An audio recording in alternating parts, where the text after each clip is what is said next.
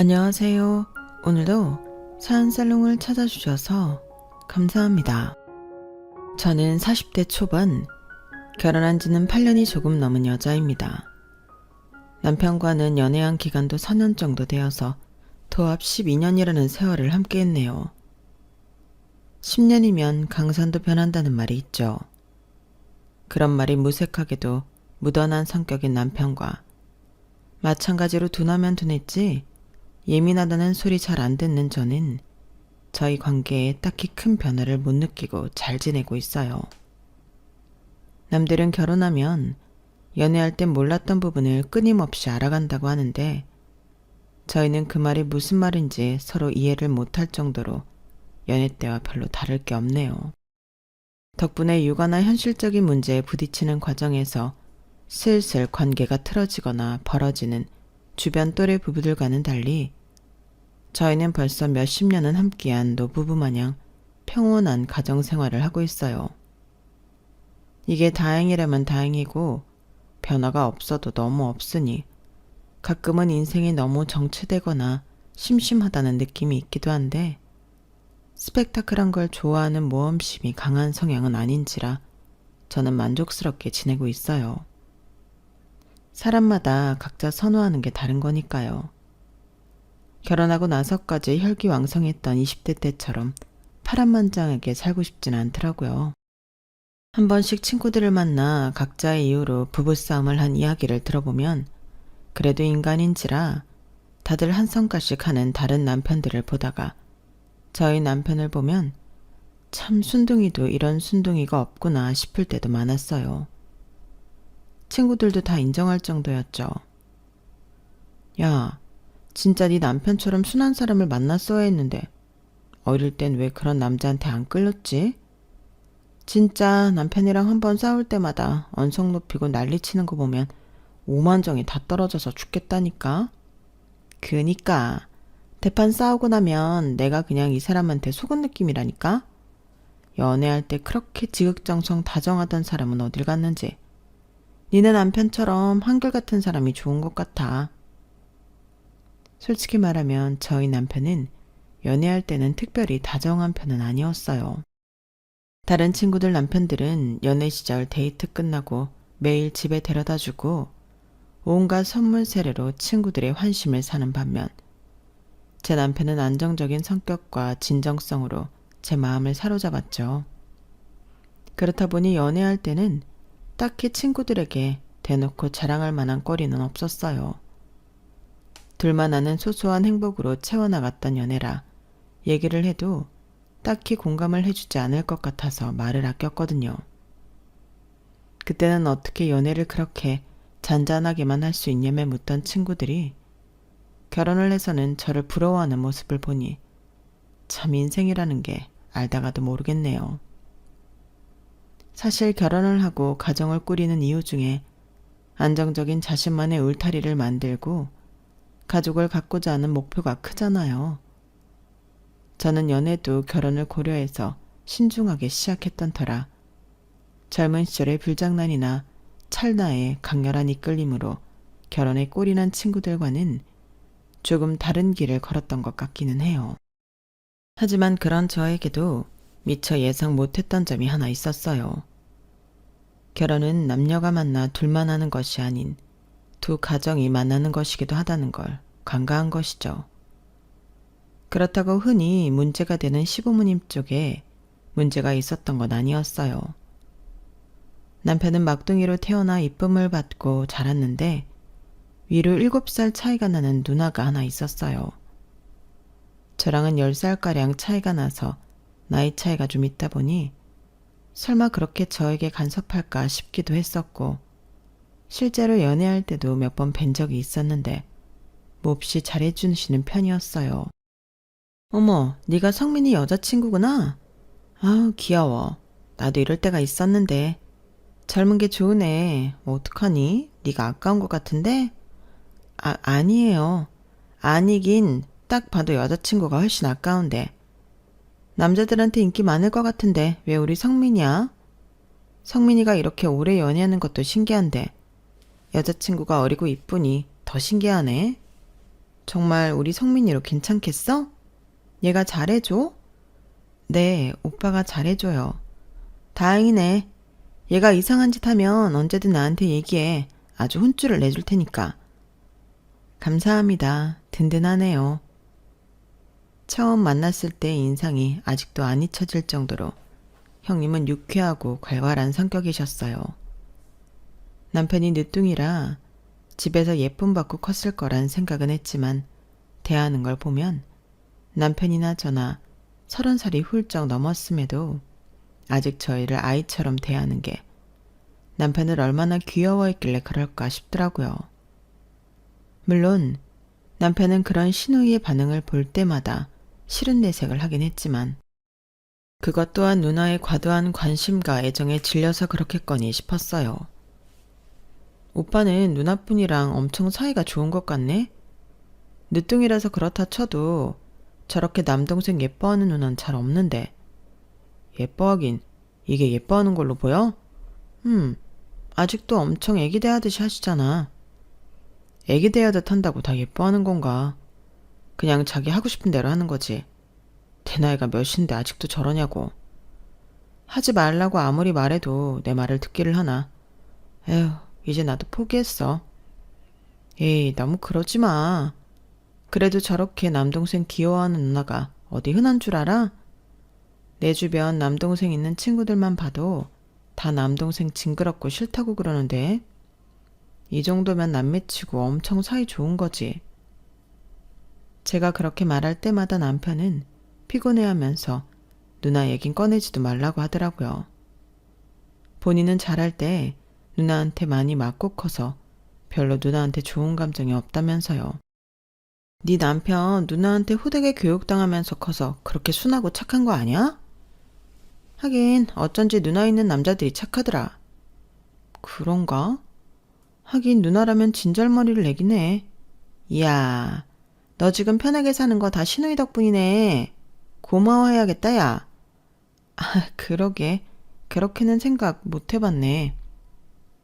친구들의 말도 일리가 있어 보이더라고요.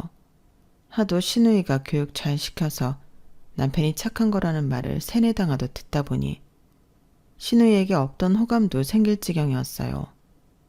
뭐, 그 말만 듣고 좋게 평가했다기엔 실제로도 저에게 잘해주시기는 했어요. 아, 우리 집은 올케가 너무 잘 들어왔어. 그렇지 않아, 엄마, 아빠? 올케 일 잘하는 것 좀 봐. 보통 시집 온 지 얼마 안 된 여자들은 이렇게 깔끔하고 야물딱지게 집안일 잘 못하던데. 자취도 한번 안 했다면서 어쩜 이렇게 잘해? 아, 그런가요? 부모님이 맞벌이셔서 어릴 때부터 제가 할 몫은 하고 자라서 그런가 봐요. 저 정도면 보통인 줄 알았어요. 아니야.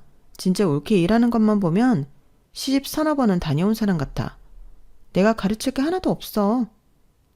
그래도 형님 따라가려면 멀었죠. 사실 제가 특별히 집안일을 잘한다는 생각은 살면서 해본 적 없었어요. 부모님이 맞벌이시긴 했지만 엄마께서 퇴근이 이른 일을 하셔서 금방 돌아와서 밥도 차려주시고 집안일도 꼼꼼히 해주셨던 터라 제가 할 줄 아는 거라곤 제가 먹은 그릇 설거지와 방 정리가 전부였거든요. 그런데 그렇게 과도한 칭찬을 받으니 얼떨떨하면서도 쑥스러웠어요.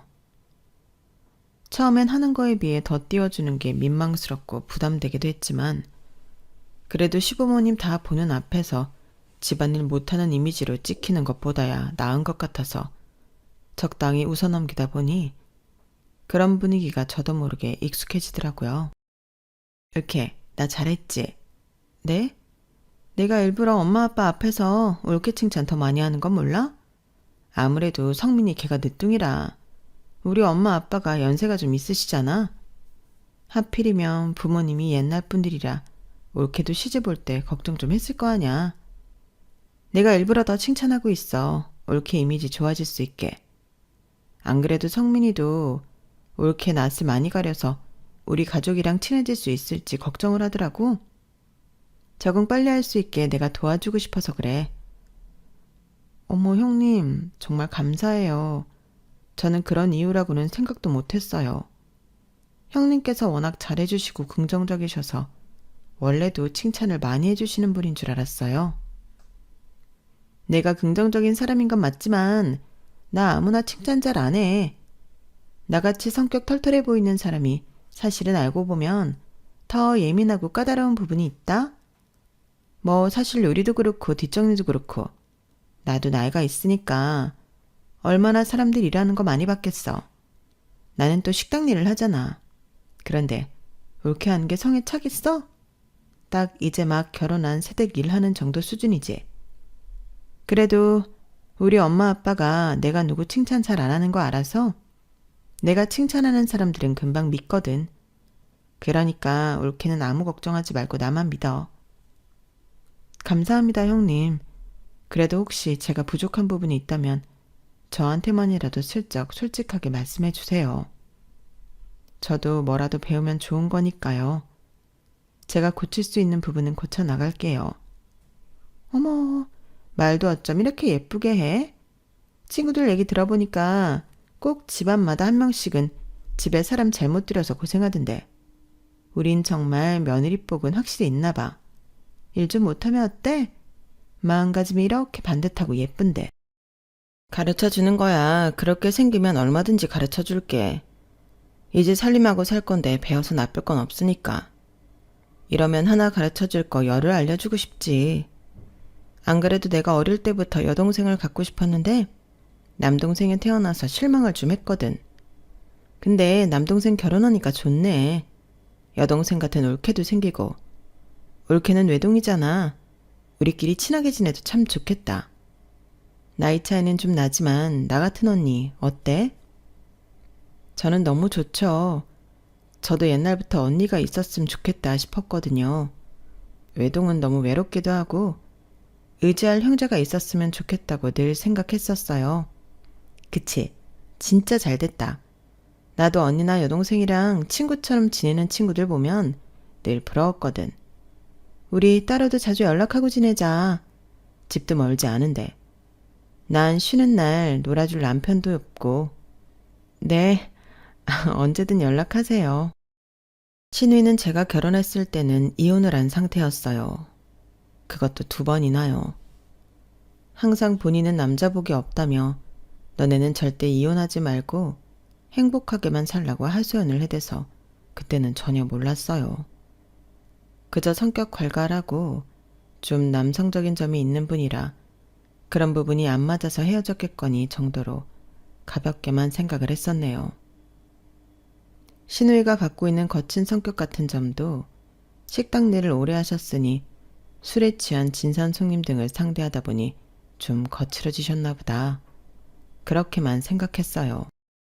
남편이 그렇게 진절머리 나게 싫어할 땐 그럴 만한 이유가 있겠거니 생각했어야 했는데 당시 저는 저에게 잘해주는 면만 보고 그렇게 깊게 판단하고 싶진 않았던 게 사실인 것 같아요. 신우이가 사는 곳은 저희 동네에서 차를 타고 30분이면 가는 곳이었어요. 처음에는 너무 적극적으로 다가오면 제가 뒷걸음치는 성격이라는 걸 알아서였는지 사소한 부분부터 챙겨주며 천천히 다가와줬어요. 그래서 더 마음이 열린 것도 있었죠. 올케, 혹시 집에 있어? 뭐 해? 네, 형님. 퇴근하고 집에 와서 씻었어요. 무슨 일이세요? 별일은 아니고 나 지금 잠깐 올케네 집 앞에 왔거든? 방금 문 앞에 반찬한 것 좀 두고 왔으니까 성민이랑 저녁 먹을 때 좀 같이 나눠 먹으라고. 어머, 반찬만 두고 가신 거예요? 형님은 어디세요? 나는 이제 차 타고 집에 가는 중이지. 아니, 왜 그냥 가셨어요? 오신 김에 같이 저녁이나 드시고 가시죠. 남편도 조금 있으면 오는데. 에이, 미리 연락도 안 하고 온 건데 어떻게 저녁까지 얻어먹고 가, 불편하게. 올케랑 성민이도 쉬어야지. 나 오면 또 괜히 신경 쓰잖아. 그래도 바로 옆도 아니고 차 타고 오셨는데 어머 세상에, 반찬도 이렇게나 많이 두고 가셨는데 정말 이거 죄송해서 어떡해요. 아우, 이 정도면 바로 옆이지. 아무리 내가 내 동생 집 가는 거라지만 그렇게 마음대로 찾아가면 되나? 그렇다고 나를 잡고 가자니 잠깐 반찬만 전해주고 가면 되는데 일정 안 맞으면 한참 걸릴 것 같고. 그래서 들린 거야. 너무 신경 쓰지 마. 우리야 다음에 또 만나서 식사하면 되지. 네, 형님. 다음에 저희 집에 초대할 테니까 그땐 꼭 오셔야 돼요. 반찬은 다 직접 만드신 거예요? 응. 요새 김장철이잖아. 식당에서 직원들 다 같이 김장했거든. 만드는 김에 종류별로 만들어서 나눠 먹으면 좋겠다 싶어서. 우리 식당 김치 완전 맛있는 거 알지? 부족하면 더 줄 수 있으니까 언제든 말만 해. 너희 맞벌이라 제대로 챙겨 먹지도 못할 거 아냐. 너무 감사해요. 진짜 잘 먹을게요. 빠른 시일 내에 놀러 오세요, 형님. 그래, 그래. 맛있게 먹어. 형님은 종종 만드신 반찬을 말도 없이 와서 집 앞에만 두고 가셨어요. 다른 집 시누이 같으면 그 핑계로 저희 집에 몇 번은 들어와서 같이 식사 대접이라도 받으려고 했을 텐데 저희 시누이는 한 번도 그런 법이 없었어요. 처음에는 어떨떨했지만 몇 번 반복이 되고 나니 저도 약간은 마음의 비처럼 남더라고요. 게다가 어떻게든 저나 저희 부부의 일상을 방해하지 않는 선에서 다가오려는 모습에 솔직히 감동도 받았어요. 그래서 저도 자연스럽게 식구라고 거리 두려고만 하지 말고 잘해드려야겠다는 마음을 먹게 됐죠. 형님, 이번 주에는 시간 괜찮으세요? 어머, 나는 올케가 부르면 언제든 괜찮지. 올케가 바쁘지 내가 바쁜가? 나야 가게 맡겨놓고 나가면 그만이지. 사장 좋은 게 뭐겠어. 저는 큰맘 먹고 형님과 약속을 잡았을 때는 심장이 벌렁벌렁 거리더라고요. 하지만 형님께서 제가 먼저 연락을 드리고 약속을 잡으니 너무 아이처럼 좋아하시는 모습에 마음이 또 무장해제됐어요.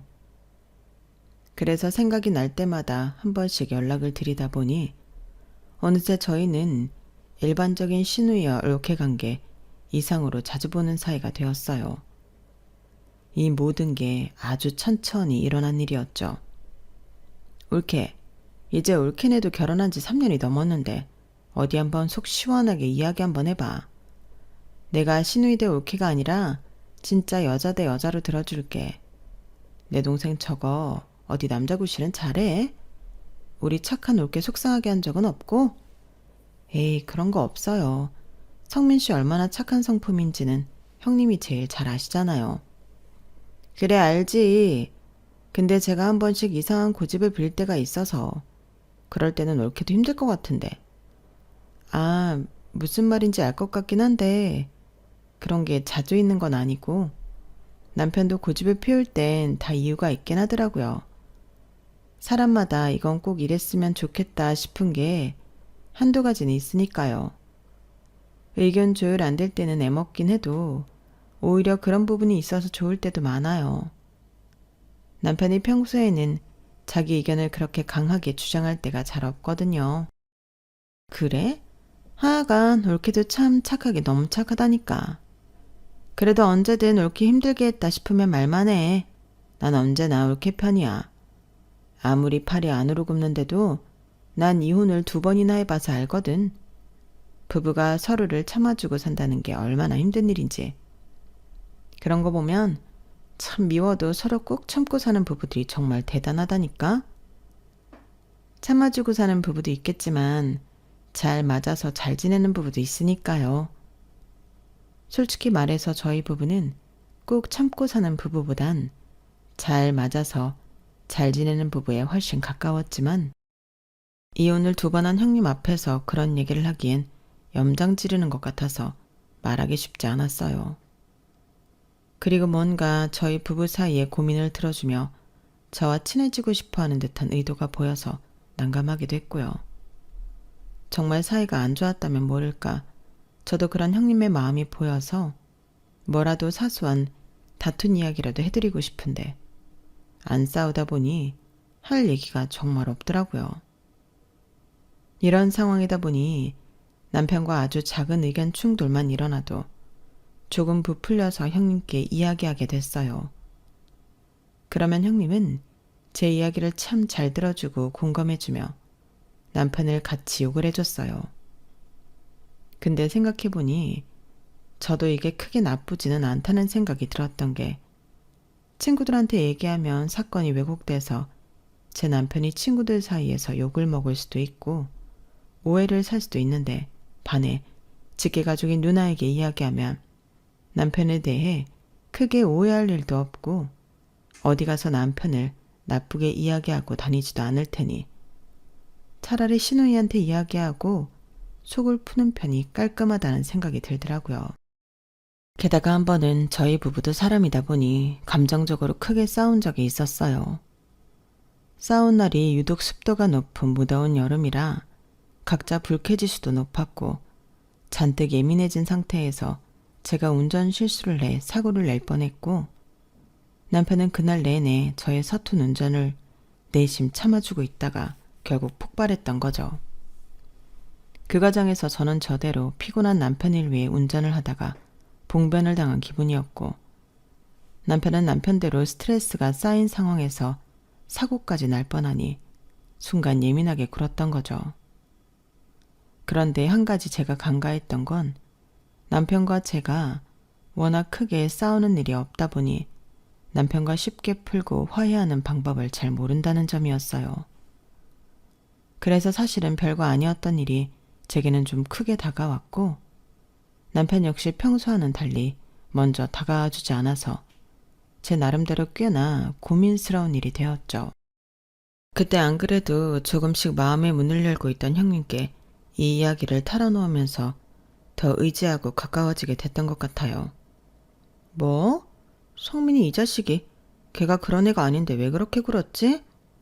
그날따라 진짜 예민하긴 했나 보다.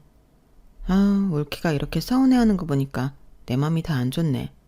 어떻게 내가 한마디 해줘? 아우 아니에요. 괜히 형님이 얘기하셨다가 또 저한테 불똥 튀어요. 그냥 저는 이런 얘기 어디 할 데도 없는데 형님께서 남편에 대한 오해 없이 잘 들어주셔서 그것만 해도 너무 감사해요. 이렇게 하소연이라도 하고 나면 속이 풀리거든요. 남편이랑 화해하는 건 제 몫이니까 너무 마음 쓰지 않으셔도 돼요. 저희도 서로 화해하는 방법을 배워야죠. 말은 그렇게 했지만 생각보다 쉽지 않더라고요. 차라리 연애할 때 이런 일이 몇 번 있었다면 금방 풀고 말 일인데 남편이 그렇게 언성 높이며 화내는 건 처음 봐서 저도 내심 상처받고 충격받은 모양인지 입이 잘 안 떨어지더라고요. 먼저 다가와 주지 않는 남편이 밉고 괘씸하기도 했고요. 그런데 형님께 다 솔직하게 털어놓고 얼마 안 있다가 남편이 먼저 용기를 냈더라고요. 여보, 그날은 나 때문에 많이 놀랐지?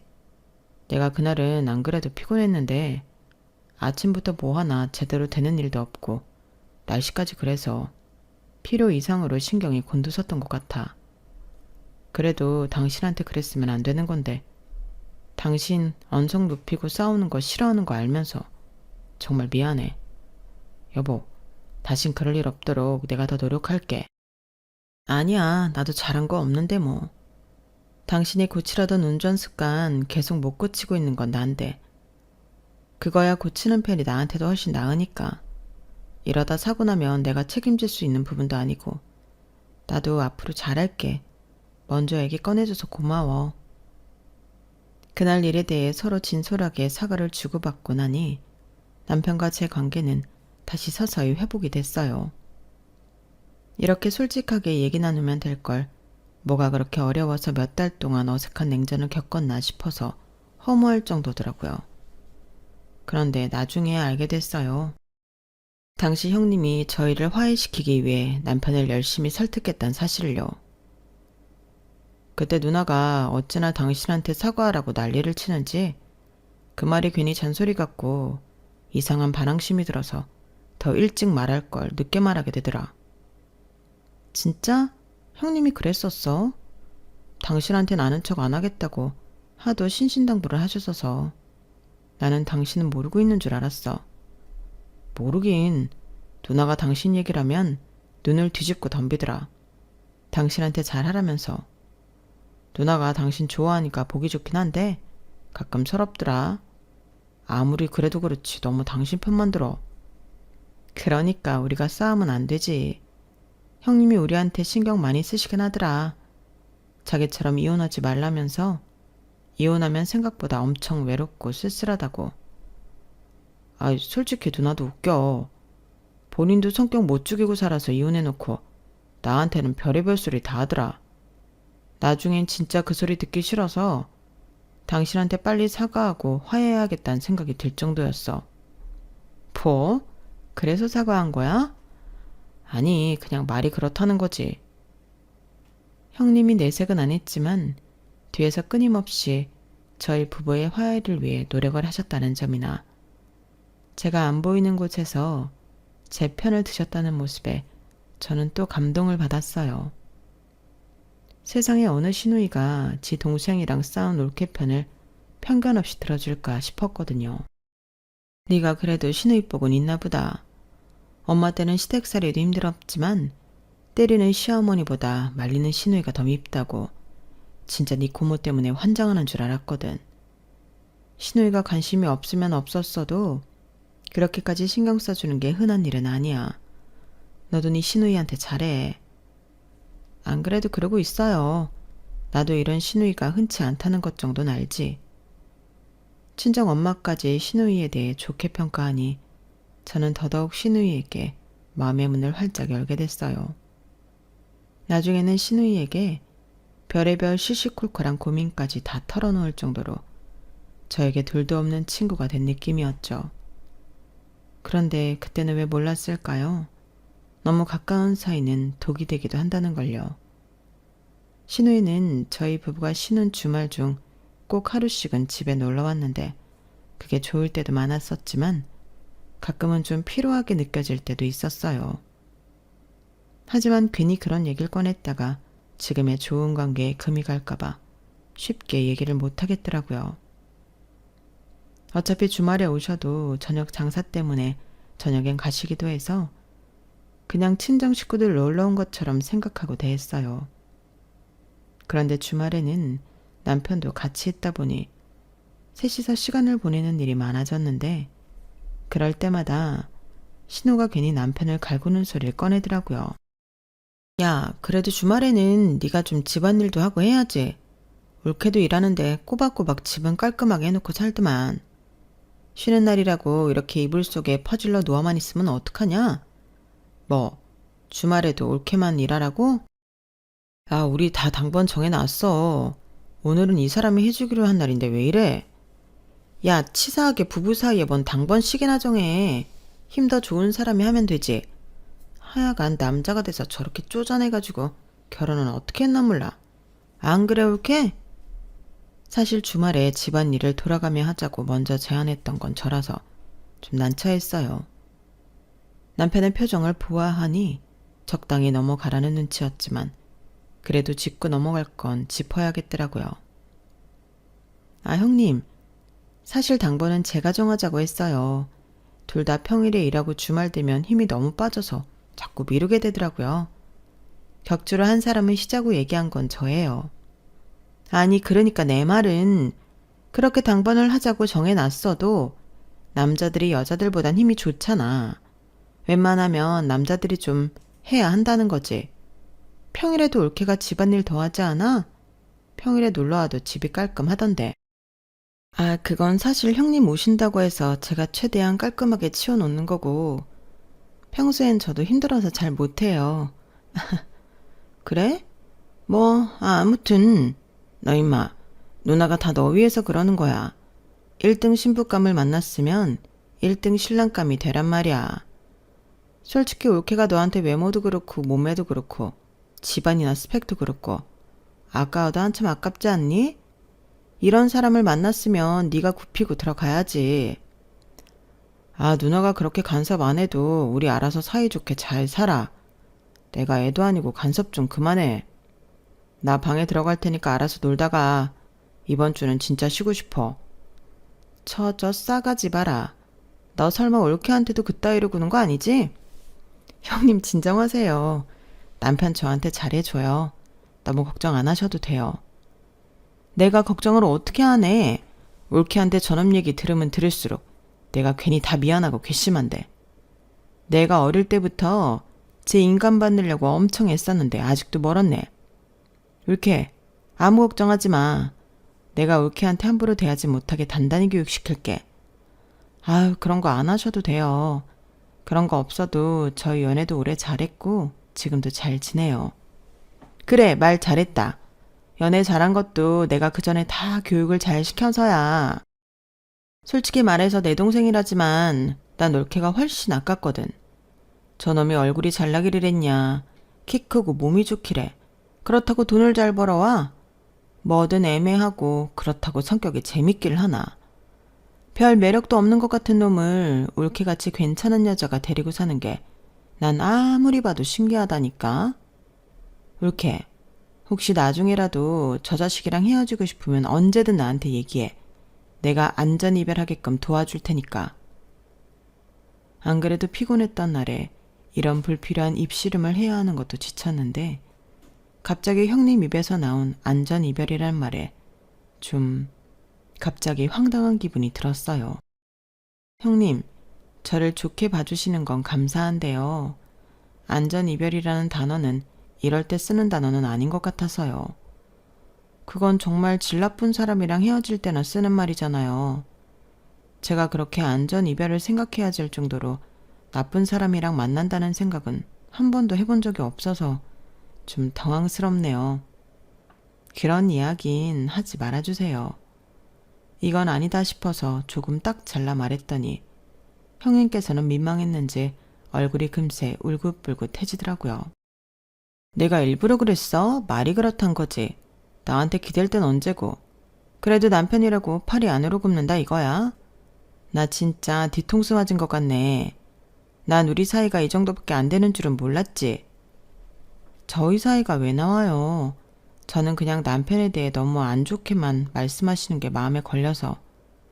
올케가 그동안 나한테 했던 말들을 생각해봐. 내가 성민이를 좋게 볼 수가 있나? 네? 그게 무슨 말씀이세요? 제가 성민 씨랑 시시콜콜하게 싸운 이야기는 했어도 나쁘게 말한 적은 한 번도 없어요. 그렇게 욕을 먹을 사람도 아니고요.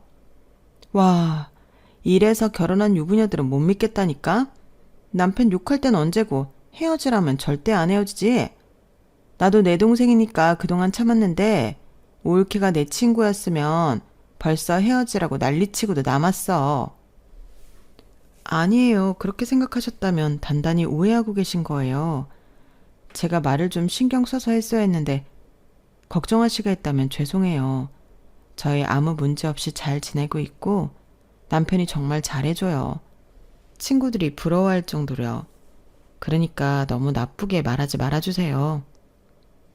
형님이 저렇게 반응하는 걸 보니 제가 그동안 형님과 좀 친해져 보겠다고 남편에 대해 오버해서 말했나 싶은 생각이 들어서 얼떨결에 사과를 드렸어요. 그럼에도 형님은 기분이 풀리지 않는지 말리는 손길도 뿌리치고 씩씩대면서 집에 가버리시더라고요. 형님이 집에 가시고 나서도 기분을 풀어드리려고 이런저런 고민을 하는데 나중에 생각해봐도 제가 남편에 대해 별로 나쁘게 말한 건 없었던 것 같더라고요.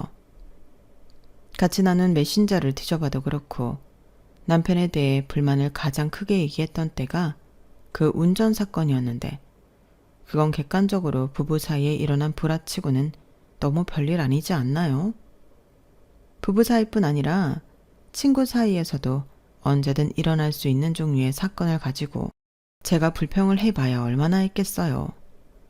그런데 그걸 가지고 제가 남편에 대해 안 좋게 이야기했다고 판단을 하시니 좀 기분이 상했지만 어쨌든 오해를 풀고 형님 기분도 풀어드리고 싶어 먼저 연락도 드리고 일하시는 곳에도 선물을 갖고 찾아가기도 하고 제 나름의 노력을 했어요. 하지만 형님은 마음이 풀리지 않는 건지 계속 틱틱대셨죠. 아니, 솔직히 말이야. 내가 내 동생에 대해 그냥 그 정도 가볍게 이야기할 수도 있는 거지. 올게 그렇게 안 봤는데 사람이 너무 빡빡하고 참 사람 서운하게 한다.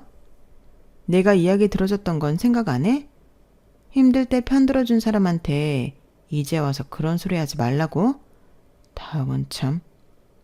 죄송해요. 마음 상하게 할 생각은 없었는데 너무 나쁘게만 보시는 것 같아서 그랬던 거였어요. 내 동생인데 내가 뭐라고 말하든 뭐 얼마나 나쁘게 본다고 그래? 그렇게 일일이 이 말은 해도 된다 저 말은 하지 마라 그러면 내가 올케랑 동생을 어떻게 편하게 만나? 정말 끊임없이 말꼬리를 잡고 늘어지는데 이쯤 되니 제가 포기하자 싶더라고요. 네, 그럼 그냥 이제 말씀 편하게 하세요. 제가 생각이 짧았어요, 형님. 정말이지?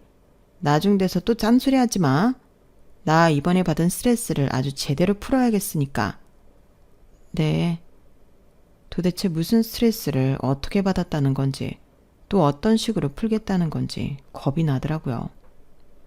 그래서 일부러 먼저 연락 안 드렸는데 귀신같이 이럴 땐 또 자주 연락이 와서 반 억지로 만나게 됐어요. 피하는 것도 한두 번이지 하도 가까이 지내서 제 일정을 꿰고 있는 수준이라 이제 더 이상 피할 변명도 없더라고요. 신나게 제 남편을 까다가시는데 남편이 그 자리에 없어멍정이지. 있었다면 안 그래도 진절머리 내는데 정말 진작에 관계가 끝나지 않았을까 싶어요. 그러다 결국 일이 터졌어요. 남편과 결혼 전부터 서로 약속한 게 있었거든요. 둘 다 일을 하고 있으니 언젠가 서로 꿈이 생긴다면 무조건 지원을 해주기로요. 저나 남편이나 생계 때문에 자신이 뭘 좋아하고 잘할 수 있는지 생각해 볼 틈도 없이 진로를 정해버렸거든요. 그래서 언젠가 하고 싶은 일이 생긴다면 지원해 주기로 약속을 했었죠. 그런데 남편이 이제 도전을 해보고 싶은 일이 생겼다고 하더라고요. 남편은 IT 쪽 회사를 다니고 있었는데 예전에 같이 회사를 다니던 분이 퇴사하고 새로 차린 작은 게임 회사에 입사를 하고 싶다고 했어요. 여보, 그때 그 약속 아직 유효해? 조심스럽게 묻는 남편의 눈이 새로운 가능성에 대한 기대감으로 반짝이는데 어떻게 반대할 수 있을까요? 한편으론 부럽고 질투나기도 했지만 남편의 꿈을 응원해주기로 했어요. 초반에는 월급이 불안정하지만 나중에 게임이 잘 되면 사업 초기 멤버로 고칠 수 있다고 하더라고요. 솔직히 아이도 낳은 마당에 그런 불안정한 일을 찬성하고 싶진 않았지만 저도 큰 결심을 했어요. 한 번뿐인 인생인데 하고 싶은 게 생겼을 때 해봐야지. 대신 잘 되면 나중에 보상은 톡톡히 받을 거야. 당연하지. 고마워 여보. 나 믿어줘서. 꽤 괜찮을 월급을 벌고 있던 남편은 새로 이직한 회사에 가서 월급은 깎이고 일하는 시간은 늘어나 매일 야근에 시달렸어요. 덕분에 육아와 일을 뼈 빠지게 해야 하는 건 저였죠. 한 가지 좋은 점이 있었다면 예전과는 달라진 생활 패턴으로 인해 바쁘다는 이유로 시누이를 보는 텀이 확연히 줄었다는 거였어요. 하지만 시누이는 그것마저 심통이 나는지 어쩌다 한번 모인 자리에서 제 남편을 내려치기 바쁘더라고요. 아, 올케, 내가 뭐랬어. 여자는 남편을 잘 만나야 인생이 편다는데 이제 와서 웬 게임을 개발한다고. 진짜 미치겠다 내가. 올케를 볼 면목이 없어. 아, 우리 올케 얼굴 상한 것 좀 봐. 자영업하는 나보다 바빠서 되겠어? 힘들어서 어떡해. 괜찮아요. 아직은 할만해요. 지금이야 젊어서 그렇지. 나중엔 어쩌려고 그래? 그놈의 게임 회사 툭 하면 망한다던데. 애들도 있는데 이렇게 다 독박 쓸 거야? 저게 아들이지 남편이야? 이런 거 보면 난 참 골칫덩어리 같은 남편들 진즉에 떼내길 잘했어. 애라도 생겼어 봐. 생각만 해도 끔찍하다. 안 그래도 일에 육아에 치여 피곤한 마당에 형님이 불편한 남편 욕은 참아주기에 한계에 이르렀어요. 형님, 제발 그만 좀 하세요. 동생이 그렇게 싫다면서 왜 툭하면 저희 집에 와서 동생 욕을 하세요. 동생 욕이 하고 싶으면 부모님한테 가서 하시던가 하지. 왜 굳이 아내를 찾아와서 욕하세요? 대체 형님이 원하시는 반응이 뭐예요? 뭐? 얘 좀 봐라. 너 지금 나한테 대드는 거야? 제정신이니? 네, 저 힘들어서 제정신 아니에요. 근데 형님도 제정신 아닌 것 같은데요. 얘가 미쳤나? 하긴 네가 제정신이면 내 동생 같은 놈을 만났겠니? 어떤 여자가 갑자기 잘 다니던 직장 때려치고 게임에서 들어가는 남자를 지지해줘. 나사가 빠졌으니 가능한 거지. 뭐 허황된 꿈이라도 꾸고 있는가 보지? 아주 수준 낮은 것들끼리 만나서 서로 편들어주는 꼴이 보기 좋네. 아주 우스워 그냥. 뭐라고요? 그동안 쌓여왔던 스트레스도 있고 과장 하나 안 보태고 눈앞이 정말 새하질 정도로 화가 났어요. 저는 형님 팔을 붙잡고 대문까지 끌고 갔어요. 너 지금 뭐 하는 거야? 어? 이거 안 놔? 그렇게 수준 낮은 사람 집에서 왜 툭하면 죽치고 계세요? 수준 높으신 분은 수준 높은 본인 집에서나 지내시고요. 여긴 수준 낮으니까 발도 들이지 마시죠. 형님 자꾸 짜증나는 소리 하는 거 받아들이는데도 한계가 있어요. 맨날 제 남편 욕하기 바쁘신데 왜 제 남편이 형님 얘기만 하면 진절머리 치는지 이제야 알 것 같네요. 형님이랑 이혼하신 전 남편분들도요. 너 지금 말 다 했어? 야, 너 죽을래? 제가 왜 죽어요. 시끄러우니까 좀 나가세요. 이제 형님 얼굴 더는 보고 싶지 않으니까. 야, 너 이러고도 네가 시댁에서 대접받을 수 있을 것 같아? 내가 이거 엄마 아빠한테 다 말할 거니까 이제 지옥의 10월드나 겪을 마음의 준비 단단히 해라. 그놈의 10월드 안 가면 그만이죠.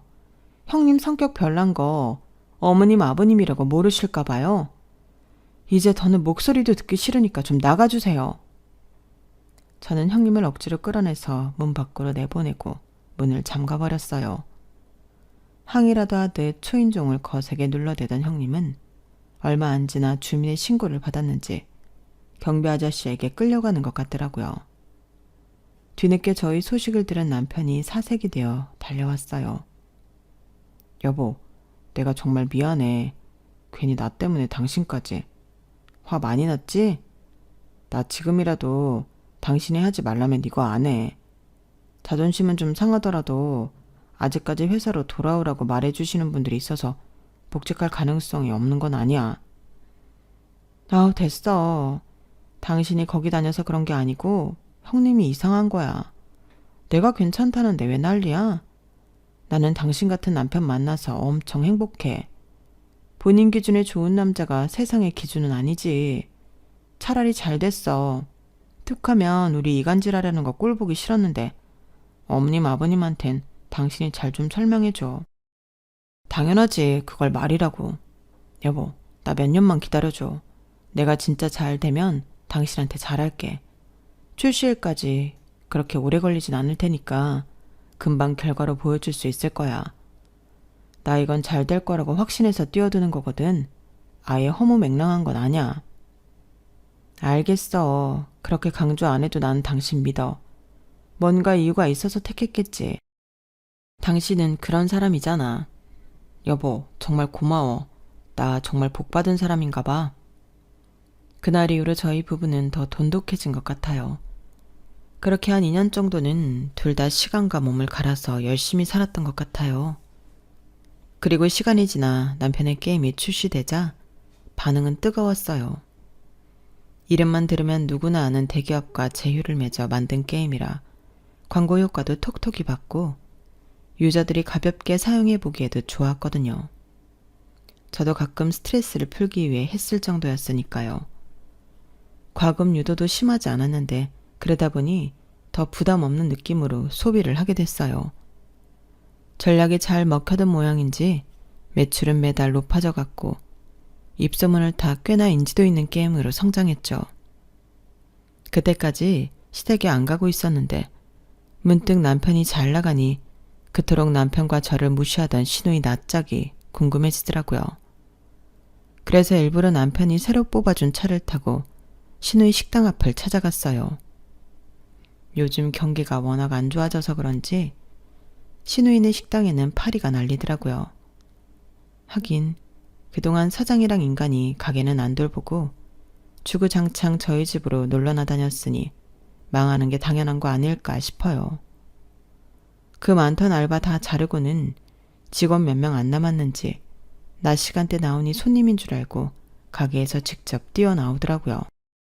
안녕하세요. 갈비집 오셨어요? 어머, 맞다. 여기가 형님네 식당이었죠? 올케 뭐야? 차 바꿨어? 아, 네, 소식 들으셨죠? 저희 남편 회사 대박난 거요. 남편이 그동안 기다려줘서 고맙다고 차를 뽑아줬거든요. 외제차일 필요는 없었는데 굳이 말이에요. 이쁘죠? 참나, 자랑하러 왔어? 아니요, 회식 장소 알아보러 왔는데 형님 얼굴 보니 괜히 입맛이 싹 떨어지네요. 손님 없는 거 보니 맛도 없어 보이고요. 회식? 몇 명인데? 30명 정도 되려나요? 우리 가게 와. 내가 올케 회사 사람들이니까 특별히 서비스 많이 넣어줄게. 됐거든요. 여기 아니어도 좋은 식당 많은데 제가 미쳤게요. 아직도 형님 목소리만 들어도 짜증나는 건 유효해서요. 먹다 체하고 싶지 않네요. 잠깐만 올케. 내가 요즘 좀 힘들어서 그래. 아무리 악감정 있어도 우리 한때 좋았던 때도 있잖아. 좀 도와주라. 응? 그건 생각 좀 해봐야겠네요. 좋았던 때가 하루 오래전이라 기억이 잘 안 나서요. 저는 그대로 창문을 올리고 차를 빼버렸어요. 허망한 얼굴로 제 차가 사라질 때까지 뒷모습을 보고 있는 형님의 모습이 백미러에 비치는데 속이 시원하더라고요. 그러게 형님 말대로 좋았던 때도 분명히 있었는데 어디서부터 잘못된 건가 몰라요. 좋았던 때 서로에게 좀 더 조심스럽게 대했다면 여기까진 오지 않았을지도 몰랐을 텐데 말이에요. 아무튼 남편이 잘 되어 망정이지 저 아나무인인 인간은 남편이 망했던 거라면 거보라며 또 깔깔댔을 거 생각하면 피가 거꾸로 솟네요. 그러게 본인이 잘 나갈 때 겸손했으면 좀 도와주기라도 할 텐데 뭐 그래도 다시는 엮이고 싶지 않은 인간에게 한 방 먹이고 나니 백년 묵은 채증이 내려가는 것 같네요.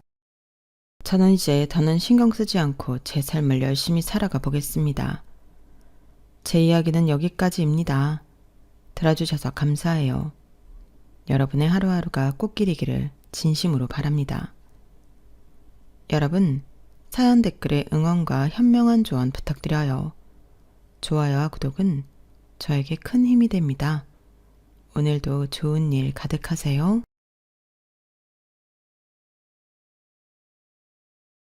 안녕하세요. 오늘도 사연살롱을 찾아주셔서 감사합니다. 저는 예상하지 못한 인물이 저에게 은혜를 갚으면서 순조롭게 이혼 소송에서 승소한 40대 여성입니다. 여기서 예상하지 못한 인물은 바로 저희 도련님인데요. 도련님은 자기 가족을 버리면서까지 저에게 은혜를 갚았어요. 그래서 저는 잃어버릴 뻔한 양육권과 위자료를 받을 수 있었죠. 남편이 변호사라 유능한 이혼 변호사를 고용해서 상황이 매우 불리했거든요. 그래서 도련님의 뜻밖의 등장으로 남편과 시부모님은 방치된 도끼에 발등을 찍히게 되었어요. 지금부터 그 이야기를 시작할게요. 저는 대학교를 졸업하고 1년 만에 한 공립중학교 영어교사로 사회생활을 시작했어요. 대학교 4학년 때 시험 삼아 임용고시를 본 것까지 치면 2번 만에 교사가 되었죠. 부모님이 특히나 저희 친정아빠가 정말 좋아하셨어요. 사실 교사는 제 꿈이 아니었거든요. 저에게 꿈이라고 할 건 딱히 없었어요. 하고 싶은 것도 좋아하는 것도 특별하게 있지 않았고요. 그런 와중에 저희 아빠는 자식들 중 하나 정도는 교직 생활을 하길 바라셨어요. 왜냐하면 저희 아빠가 그 길을 걸으셨거든요. 아빠는 고등학교 영어 교사로 계시다가 40대 후반에 교장이 되셨어요. 아빠는 당신의 직업에 자부심이 있었어요. 한 나라의 인재를 양성하는 근본적인 기관이 학교라고 누누이 말씀하셨죠. 학교라는 건 말이다. 너희도 다니고 있어서 알겠지만 아주 중요한 곳이야. 한 사람의 가치관을 형성하는데 아주 지대한 영향을 주지. 그리고 아빠가 하는 일은 그 가치관을 최대한 옳은 방향으로 나아가게끔 장소를 마련해 주는 거야. 얼마나 중요한 일인지 알겠지? 그러면서 아빠는 은근히 저희 세 남매 중 하나라도 교직 생활을 하길 바라셨죠. 하지만 오빠는 어릴 때부터 이것저것 실험하고 도전하는 걸 좋아했어요. 그리고 여동생은 미적 감각이 있어서 어릴 때부터 그림을 그리고 디자인을 하는 걸 업으로 삼고 싶어 했죠. 그러니 아빠의 꿈을 이뤄줄 사람이 저밖에 없었어요. 더구나 저는 어릴 때부터 특히 좋아하거나 하고 싶어 하는 게 없어서서 아빠는 저에게 기대를 걸었죠. 저는 아빠의 삶을 존경했어요. 아빠의 교육에 대한 신념과 철학을 이해했죠. 그래서 저는 성적이 가장 잘 나오는 영어를 기반으로 영어교사가 되기로 마음먹었고 이내 공립중학교 영어교사가 되었죠. 그러니 저희 친정아빠가 얼마나 좋아하셨겠어요. 임용고시 합격한 뒤에 아파트 앞에 플랜카드를 건다는 걸 겨우 말렸어요. 정말 말 그대로 신이 난 아빠는 저에게 출퇴근을 편하게 하라며 차도 뽑아주셨어요.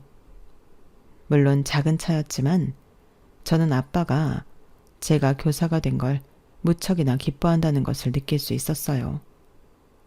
하지만 그건 오래가지 않았죠. 제가 입사한 지 1년이 되었을 때 결혼을 하거든요. 어떻게 된 일인지 궁금하시죠? 그게 어떻게 된 일이냐면요. 무슨 우연이고 인연인지 제가 입사한 중학교의 교장이 아빠와 동창이었어요. 저도 자주 본 삼촌 같은 사람이었는데 입사하고 난 뒤에 그분이 그 학교의 교장이라는 걸 알았어요. 별 문제 없을 거라고 생각하면서 퇴사는 하지 않았어요. 그런데 자꾸 저를 교장실로 불러서 저를 조카라고 부르며 불편하게 하더라고요. 조카 왔어? 뭐 불편한 건 없어? 아니면 따로 필요한 거라거나. 편하게 얘기해. 아닙니다. 없어요. 챙겨주셔서 감사합니다. 에이, 그러지 말고 편하게 말해. 알지? 나랑 너희 아빠가 무슨 사이인지. 얼마나 친하고 얼마나 끈끈한데. 너무 딱딱하게 굴지 않아도 돼. 내가 너희 집에 놀러 간 것만 해도 몇 번이냐? 네, 그래도 이건 좀 다른 선생님들도 불편해해서요. 누가 불편해해? 이거 참 안 되겠네. 누구야? 누군지 당장 말해봐. 아니요. 그러면 제가 고자질한 게 되잖아요. 교장 선생님, 아니 삼촌, 조카로서 부탁드릴게요. 앞으로 학교에선 저 조카라고 부르지 말아주세요. 참, 너희 아빠는 안 그러는데 너는 사람 무안하고 서운하게 선을 막 긋는구나. 죄송합니다. 아니다. 네가 그런다면 어쩔 수 없이. 그러면 마지막으로 삼촌으로서 묻는 건데 이건 어떠냐? 내가 괜찮은 조카 하나를 알거든. 그런데 생각해보니 둘이 참 잘 어울릴 것 같아서 약속 장소랑 시간은 내가 정해뒀고 너희 아빠도 허락했어. 네? 그게 무슨 소리예요? 이제 너도 나이가 찼잖니. 결혼할 때 됐지. 너 직업 알면 놀란다? 변호사야 변호사. 사자끼리 만나면 나쁠 거 하나도 없지. 물론 다 똑같은 사자는 아니지만. 이런 제안은 너무 당황스러운데. 당황스러울 것 없어. 당장 오늘이야. 오늘 퇴근하고 나서 곧장 약속 장소로 가면 돼. 약속 장소는 내가 메신저로 보내줄게. 그렇게 저는 얼떨결에 교장 선생님의 중매로 선을 보게 되었어요. 상대에 대한 정보를 전혀 알지 못한 상태로 갔죠. 선자리는 유명한 일식집이었고 거기엔 저보다 일찍 도착한 양복을 입은 남자가 있었어요. 저는 구두를 벗고 자리에 앉는 순간부터 어색했어요. 그런데 그것도 잠깐이었어요. 남자가 분위기를 많이 풀어주더라고요. 뭐랄까 그런 부분에서 연륜이 느껴졌다고 할까요? 그래서 제가 나이를 물으니 저보다 5살이 많더라고요. 생각보다 나이 차이가 많이 나서 오늘만 보고 말아야겠다고 생각했는데 그쪽에서 계속 연락이 왔고 저도 싫지 않았어요. 그래서 연애를 하게 되었죠. 그리고 1년도 되지 않아서 프로포즈를 받았어요. 저는 그때 입사한 지 막 1년이 되던 때여서 프로포즈가 조금 부담스러웠어요. 아직 모아놓은 돈도 별로 없고 결혼하기에는 아직 일러요. 그게 무슨 상관이야. 내가 모아놓은 돈이 있는데. 너한테 크게 부담 안 줄 테니까 걱정 마. 그리고 내가 말했지? 나는 내 삶에 계획이 전부 있어. 나는 이때 지금쯤 결혼을 해야 해. 이제껏 내 계획대로 안 된 건 하나도 없어. 혹시 나이 때문에 그래? 나이도 그렇죠. 지금 정년기이긴 하지만 조금 미룬다고 늦은 것도 아니니까요. 내 나이도 생각해야지. 나 올해 32이야. 나는 지금 가는 게 맞아. 그리고 정년기보다 어릴 때 결혼하는 게 뭐? 늦어서 결혼하는 게 문제지. 어릴 땐 상관없잖아. 그래도 그럼 나랑 결혼하는 게 싫은 거야? 연애만 할 생각이었던 거야? 그럼 나한테 너무한 거 아닌가? 나는 처음부터 결혼에 대해 이야기했던 것 같은데 지금 네가 이런 식으로 나오면 내 발목 잡는 거야. 그런 건 아니에요. 연애만 할 생각이었다거나 쉬운 마음으로 연애한 것도 아니에요. 저는 갑자기 이런 제안이 당황스러워서. 당황스러울 것 없어. 단지 네가 깊게 생각하지 않은 걸 내가 생각한 것뿐이야. 이것도 따지고 보면 보완하는 거지. 그렇게 저희 커플은 부부가 되었고 계획성이 좋은 남편 덕분에 일사천리로 많은 일들이 처리되었죠. 제가 한 일은 별로 없었어요. 드레스를 고르거나 결혼식 때 음악을 선정하는 정도였죠. 나머지 큰일은 모두 남편이 처리했어요.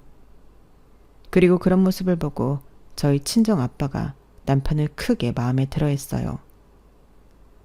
남편이 한 가정의 가장이 되려면 책임감을 느껴야 해. 우리 강서방 봐. 얼마나 책임감이 있어. 너한테 딱 물어볼 것만 물어보고 알아서 다 하잖아. 남자는 그래야지. 그래야지.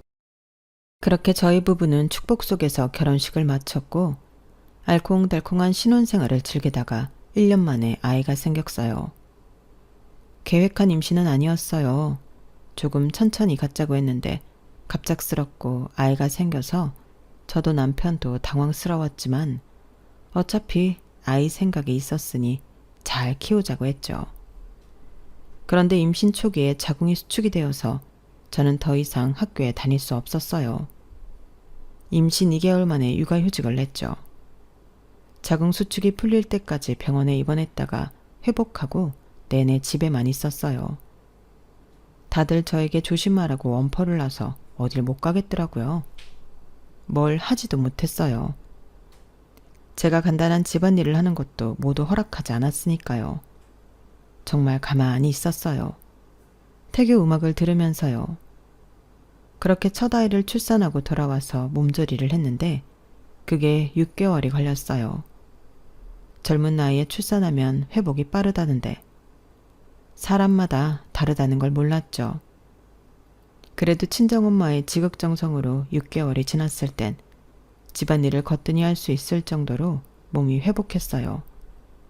그때 친정엄마가 매일 저희 집에 오거나 자고 가기도 하면서 저를 산후조리 해줬거든요. 물론 남편도 옆에서 많은 도움이 되었지만 친정엄마가 아니었다면 6개월이 뭐예요. 더 오랜 시간 동안 몸을 회복하기 위해 노력해야 했을 거예요. 저는 그동안 못 움직인 걸 다 움직이겠다는 마음으로 여기저기 청소를 했어요. 홀몸이 된 게 이렇게 가벼울 줄이야. 정말 몰랐어요. 그리고 그런 저를 보며 남편은 은근슬쩍 복직에 대해 묻더라고요. 아이고, 아주 춤을 추지 그래. 그렇게 좋아? 하긴 그동안 잘 움직이지도 못했으니. 그런데 자기 복직할 생각은 있는 거지? 뭘 이 정도 가지고 그래. 난 지금 춤도 추고 노래도 부를 수 있어. 그리고 복직? 그럼 당연하지. 그런데 아직 육아휴직 기간 남았어. 교사는 3년까지 되잖아. 한참 남았는데. 뭘 천천히 생각해봐도 돼. 그런데 그렇게 자리 오래 비우는 거 사람들은 안 좋아해. 자기 자리 누리는 사람들도 있고. 그리고 한참 쉬었다가 복직하는 것만큼 자기한테 나쁜 게 어디 있어? 언제 적응할 건데? 그런 건 생각 안 하는 거야? 지금 보니까 몸 회복한 것 같은데 다음 달이라도 복직하지 그래? 아직 애가 어린데 어떻게 그래? 그렇다고 자기가 할 것도 아니잖아. 그리고 나는 이 조그마한 애기 어디 맡기기도 싫고 남의 손에 키우는 것도 싫어. 적어도 걷고 뛸 때까진 내 손 타야지. 그치 정우야? 그렇게 한가롭게 이야기할 때가 아니야. 자기 지금 우리 집 경제 상황은 전혀 생각하지 않는 거지? 이제껏 자기 육아휴직하면서 겨우 50만 원 나온다고. 그걸로 생활이 되겠어? 50만 원을 누구 코에 붙이라고. 내가 그 생각해서 50만 원 더 주는 건데 이렇게 안일하게 나오면 나 이제 50만 원 더 안 줄래. 한번 쪼들리며 살아야 제정신을 차리든가 하지. 뭘 말을 그렇게 해. 그래도 휴직하는데 50만 원이라도 나오는 게 어디야. 그리고 아까도 말했지. 얘는 어쩔 건데? 난 장모님만 아니면 돼. 어? 자기 산후조리 한다고 고생하셨는데 또 불러서 종우 봐달라고 할 수 없잖아. 돈을 드리는 것도 아닌데. 그냥 영유아 어린이집 찾아서 맡겨. 자기는 자기 애인데 어떻게 그런 말을 해? 그럼 어떻게 할 건데? 자기 정신 차려. 정말 이대로 가다간 잘린다니까? 누가 애 하나 낳았다고 3년을 쉬도록 해. 법이 그러니까 그러려니 하는 거지. 다들 속으론 다르게 생각한다고. 정신 차려. 언제까지 안일하게 생각할래? 좀 현실을 파악해. 그렇게 저희 부부는 다투다가 합의점을 찾지 못했어요. 감정 소모만 하다가 끝났죠. 하지만 저는 남편의 말에 일리가 있다는 것을 알았어요. 사실 그 전부터 언제 복직할 거냐고 학교 측에서 연락이 왔거든요. 박 선생님, 여기 학교예요.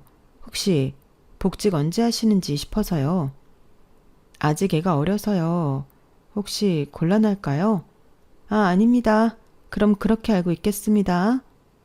하지만 그러면서도 전화는 종종 다시 왔고 똑같은 걸 묻고 똑같이 대답하는 상황이 계속 벌어졌어요. 그리고 교장 선생님인 삼촌에게도 전화가 왔죠. 선정아, 몸조리는 잘하고 있냐? 네 아빠가 사진을 하도 보내서 애 사진은 다 봤다. 아주 강서방을 닮아 잘생겼더구나. 그런데 복직은 언제 하니? 정확한 날짜는 아직 모르지? 그래서 저는 결국 복직을 선택했어요. 아이를 영유아를 다루는 어린이집에 맡겼죠. 아이를 맡기고 차에 타는데 눈물이 왈칵 나더라고요. 그래도 이왕 이렇게 된 거 다시 열심히 일해보자 싶었어요. 아이에게 미안하지 않으려면 더 열심히 일해야 한다고 생각하기도 했고요. 그런데 몇 개월 뒤에 제가 또 임신을 했어요. 또 생명이 찾아온 건 축복할 일이지만 직장을 생각하니 한숨이 나오더라고요. 일단은 임신 사실을 숨기고 일을 했어요. 그런데 이번엔 입덧이 문제더라고요. 계속 헛구역질을 하니까 주변에서 임신한 거냐고 우려스럽게 묻더라고요. 결국 저는 임신 사실을 말했고 주변 반응은 조금 차가웠죠.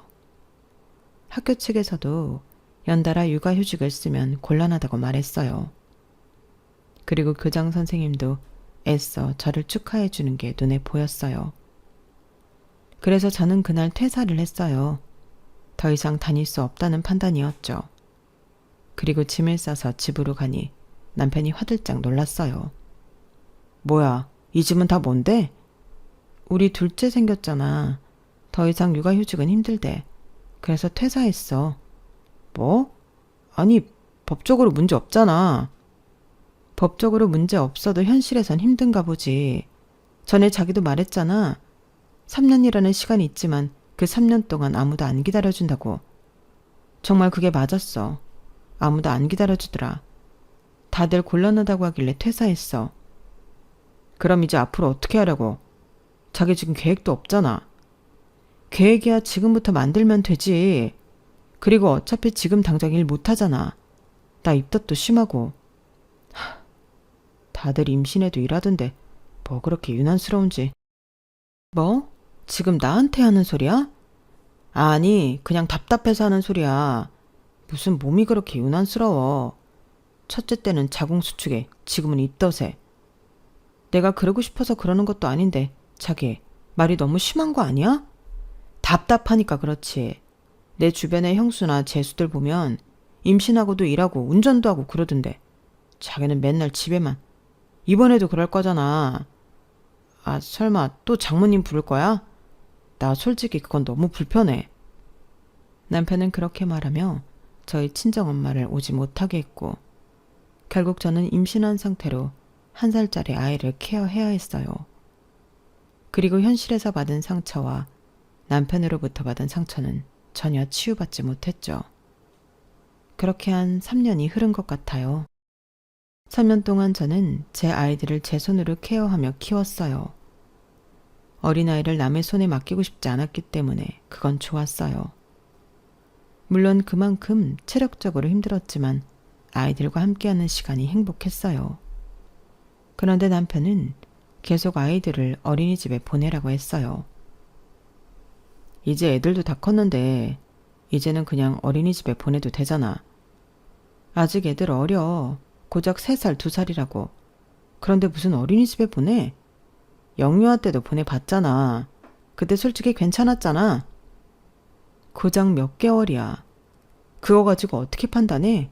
그래, 그렇게 나온다는 거지. 그럼 이제 앞으로 생활비 절반만 줄 테니 그런 줄 알아.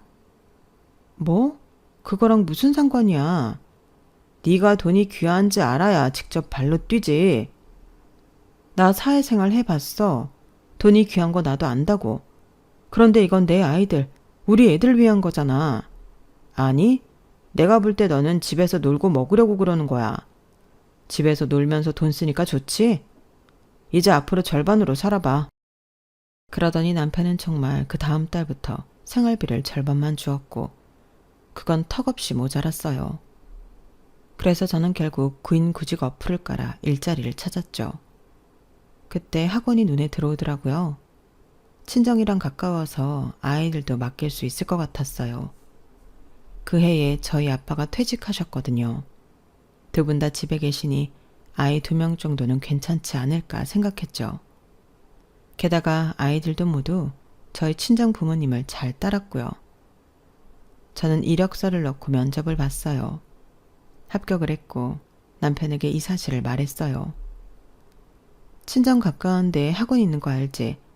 거기 영어학원에 다음 주부터 출근하기로 했어. 뭐? 학원?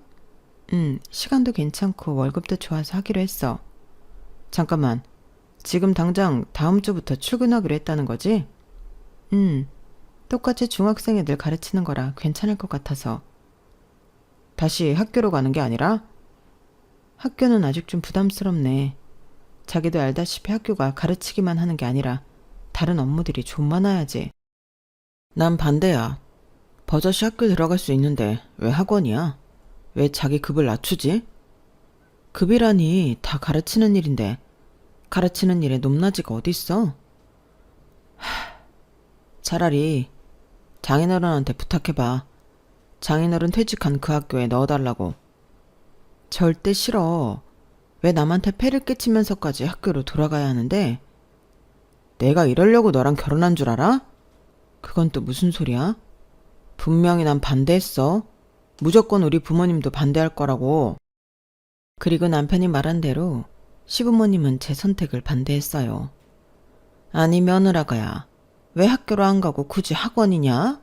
학원은 연금도 안 나오고 우리 아들 말대로 급이 다르잖아. 그렇게 힘들게 임용고시 봐서 왜 학원이냐? 그래, 다시 생각해봐라. 지금 당장 돈이 급해서 그런 결정을 하는 거라면 더더욱 다시 생각해. 아니, 안정적인 방향으로 생각해야지. 너는 가만히 보면 참 그렇다.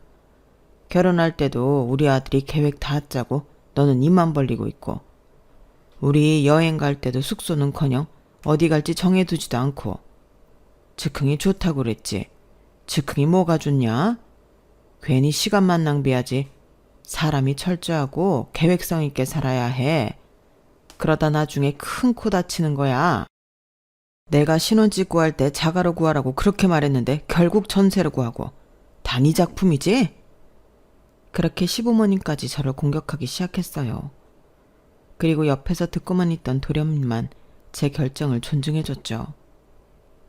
그렇게 결정했다는데 무슨 말이 그렇게 많아요. 형수님이 결정하신 데는 다 이유가 있겠죠. 요새는 학원도 급이 낮지 않아요. 사교육하는 데엔 다 이유가 있죠. 제가 듣기로 잘하면 페이도 엄청나다고 하던데 아마 형수님이라면 그렇게 될 수 있을 거예요. 네가 그러니까 올해 회사 차리고도 계속 적자인 거다. 내가 영화회사 같은 거 차리지 말랬지? 할 거면 남의 밑에서 돈 받고 일하라고 했잖아. 너 사람들 월급은 잘 주고 있니? 아니면 월급만 겨우 주는 거야? 설마 대출 받아서 월급 주는 거 아니지? 아휴, 애초에 내가 영화과 같은 데 가지 말라고 했을 때 들었어야지. 영화가 뭐야? 쓸데없는 이상만 가득해서는 멍청하다 멍청해. 그런 건 재능 있는 천재들이나 하는 거지. 너처럼 평범한 사람이 할 수 있는 게 아니야. 내가 누누이 말하지만 네가 영화로 성공하면 내가 손에 장을 지진다. 그렇게 저에 대한 비난은 도련님을 향해 넘어갔고 그게 저는 속이 시원하지 않았어요. 그리고 저는 남편과 시부모님의 반대에도 불구하고 학원에 다니기 시작했죠. 솔직히 처음엔 학교와 다른 시스템에 적응하기 힘들었어요. 제가 생각했던 것하고 많이 다르더라고요. 그래서 가끔 남편에게 투정을 부리기도 했는데 남편은 절대 받아주지 않았어요. 내가 분명히 그랬지. 자기 후회할 거라고. 그러니까 지금도 안 늦었어. 학교로 가. 그럼 자기도 좋아질 거고 나랑 우리 부모님도. 그래. 자기 부모님도 좋아하실 거라고. 왜 다들 행복해질 수 있는 길이 있는데 자꾸 딴 길로 새는 거야? 하지만 저는 남편의 말을 듣고 더 악에 받쳐 학원에 적응하기 위해 노력했어요. 제 선택이 틀리지 않았다는 걸 증명하고 싶은 욕구가 생기더라고요. 물론 그럼에도 13년을 학원에 근무하면서 2번을 옮겼는데 그때마다 남편과 시부모님의 잔소리가 어마어마했어요. 특히나 2번째 학원을 옮겼을 때는 스카우트 된 거라 일주일만 쉬고 출근을 했지만 처음 학원을 옮겼을 때는 이후에 다닐 학원이 계약되지 않은 상태여서 집에서 시간을 보내며 구인구직을 하고 있었죠. 그때 시부모님은 용돈을 줄 테니 시댁에 와 청소도 하라고 그러더라고요. 그러게 학원이 아니라 학교로 갔으면 이런 일 없잖아. 그동안 너 할 일도 없을 테니 우리 집 와서 청소하고 밥해라. 용돈 주마. 나는 공짜로 일 안 시켜. 그러면서 다시 생각해봐라.